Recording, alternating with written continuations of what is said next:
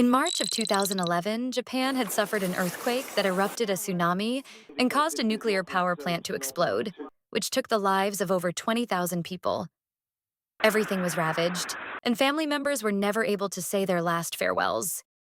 Code V was given a break from activities after attending a concert in Fukushima to support disaster victims. During their visit, they met survivors firsthand and witnessed the devastation left behind. Afterward, the group resumed promotions in Japan, and as their schedule became increasingly packed, they were unable to take a break. One of the members, jaewon, stated, he wished another earthquake would happen so he can visit Korea, and how much he hated Japan, found Japanese girls ugly, and would throw fan mail and scavenge through letters in case it had money inside.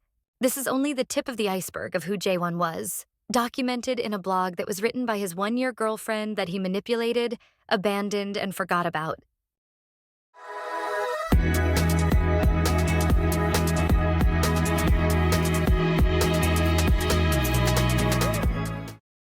The group originally debuted as Bless back in 2007 under Code M Company with 4 members.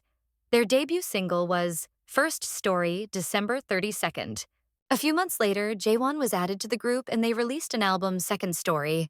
The group flopped tremendously in Korea and went on hiatus. I mean, it was so bad that they came back in 2010 with a new name, Code V, and their song Addiction finally gave them momentum. After giving up on their Korean audience around 2011, they signed with a Japanese label and relocated to Japan for the rest of their careers. On January 14th of 2012, 2 of the members of Code V were introduced to the girl writing this encounter by their acquaintance. They were Naro and Rui. She set up a date with them while they brought jaewon, the maknae of Code V, along. She noticed all 3 of them were in a financially rough situation, but looked like they were working to get out of their situation. She liked their attitude, and since the girl was from a wealthy family, she did not hesitate to let them stay in her home, treat them to meals, and get them VIP service to clubs. She hung out with them almost every day and went to see their performances and started dating jaewon after 2 weeks of friendship. Jaewon, after a month, proposed to her and told her after his album release on May 30th he would start getting an income and take care of her forever. This was the group's Japan debut with Kimi ga Kureta Mono and would be the start of their expansion in Japan. As her place was a 10-minute walk from jaewon's agency and dorm, he would stay at her place after practices and head back to his agency early in the morning. She would look over his schedule, cook him meals, and give him money to spend on trips when he didn't have a schedule. This sounded all too good to be true, like a Wattpad fanfic where the girl would save a struggling artist and he would treat her after meeting success. But of course not. Jaewon, while giving absolutely nothing but hope and sugar-coated words, was spending 100,000 Korean yen, which is around $90 a day. He relied on her income, and she kept falling deeper into the hole of waiting till he got his life on track.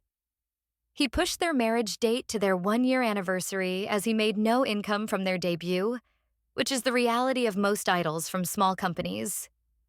The girl's parents were at their tipping point as their daughter was now spending all their money while not working. They demanded her to come back to Korea, but jaewon pushed her to stay, once again using the excuse he would talk to her parents after becoming a successful idol and ask for her hand. She cut her ties with her family and stayed in Japan to the point her visa expired, and she was an illegal. She worked for the first time in her life now, a job at a restaurant for 7 to 8 hours a day, and would give most of her earnings to jaewon and his lifestyle. She would occasionally get help from friends as the money earned was nothing compared to her parents' pocket money. Jaewon finally started earning from his promotions and told his girlfriend to return to Korea and apply for a visa once again, stating they would get married after. He even signed a marriage form so she wouldn't doubt the distance will cause them to break up. The marriage date was now pushed 1 year further. He told her he would only be accepted by her parents after he became famous and would repay all the money he took from her. When jaewon came back to Korea, he would continue spending her money, and when she finally retaliated, he said he wanted to break up. As things began to improve for jaewon, letting go of her was a no-brainer as it was evident he never loved but used her. The game he was playing with her was reaching its end, and he was perfectly content with that, because now he had money and fame.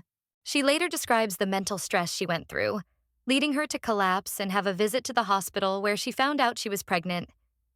When she informed Jaewon, he ghosted and never spoke to her again. The severe depression led her to unfortunately have a miscarriage. She had to spend nights after her surgery alone as she couldn't let her family know while Jaewon would ignore her calls and callously forget everything she did for her.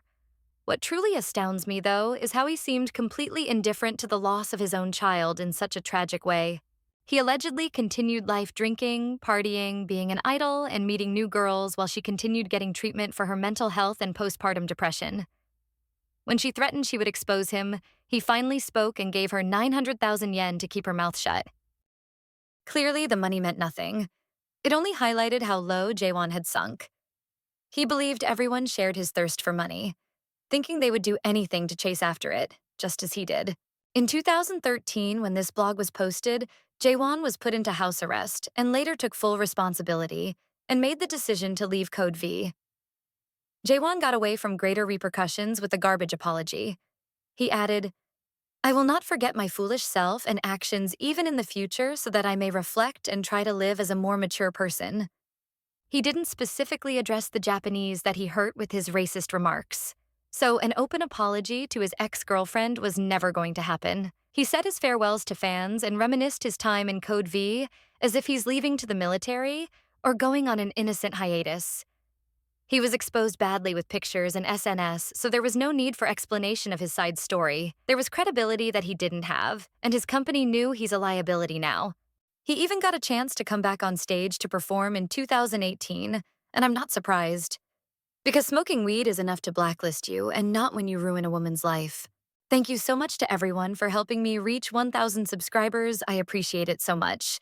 Let me know your thoughts on this situation in the comments below, and I will see you guys in another video. Till then, take care and stay safe from weirdos.